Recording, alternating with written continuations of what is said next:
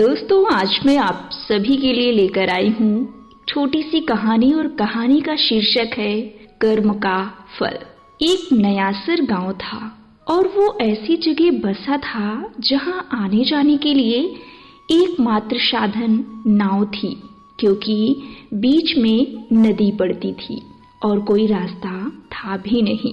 एक बार उस गांव में महामारी फैल गई और बहुत सी मौतें हो गई। लगभग सभी लोग वहां से जा चुके थे। अब कुछ ही गिने चुने लोग बचे थे और वो नाविक गांव में बोलकर आ गया था कि मैं इसके बाद नहीं आऊंगा, जिसको चलना है वो आ जाए। सबसे पहले एक भिखारी आ गया और बोला, मेरे पास देने के लिए कुछ भी नहीं है, मुझे अपने साथ ले चलो, ईश्वर आपका भला करेगा। नाविक सज्जन पुरुष था। उसने कहा कि यहीं रुको, यदि जगह बचेगी तो मैं तुम्हें ले जाऊंगा। धीरे धीरे करके नाव भर गई, सिर्फ एक ही जगह बची। नाविक भिखारी को बोलने ही वाला था कि एक आवाज आई, रुको मैं भी आ रहा हूँ।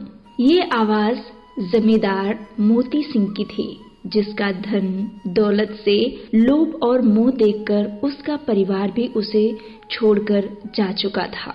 अब सवाल यह था कि किसे लिए जाए। जमींदार ने नाविक से कहा, मेरे पास सोना चांदी है, मैं तुम्हें दे दूंगा। और भिखारी ने हाथ जोड़कर कहा कि भगवान के लिए मुझे ले चलो। नाविक समझ नहीं पा रहा था कि क्या करूं, तो उसने फैसला नाव में बैठे सभी लोगों पर छोड़ दिया और वो सब आपस में चर्चा करने लगे। इधर जमींदार सबको अपने धन का प्रलोभन देता रहा और उसने उस भिखारी को बोला, ये सब कुछ तू ले ले, मैं तेरे हाथ पैर जोड़ता हूँ, मुझे जाने दे।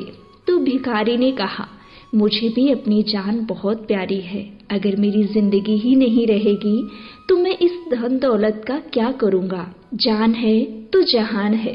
तो सभी ने मिलकर ये फैसला किया कि ये जमींदार ने आज तक जो भी हमसे लूटा है, ब्याज पर ब्याज लगाकर हमारी जमीन अपने नाम कर ली और माना कि ये भिखारी हमसे हमेशा मांगता रहा, पर उसके बदले में इसने हमें खूब दुआएं दी और इस तरह भिखारी को साथ में ले लिया गया। बस यही फैसला है। ईश्वर भी वही हमारे साथ न्याय करता है। जब अंत समय आता है, वो सारे कर्मों का लेखा जोखा हमारे सामने रख देता है और फैसले उसी हिसाब से होते हैं। फिर रोना गिड़गिड़ाना काम नहीं आता, शुभ कर्म ही साथ होते हैं। इसीलिए कहते हैं, अभी भी वक्त है हमारे पास संभलने का और शुभ कर्म करने का, बाद में कुछ नहीं होगा। शायद इसीलिए कहा गया है, अब पछताए होत क्या जब चिड़िया चुग गई खेत।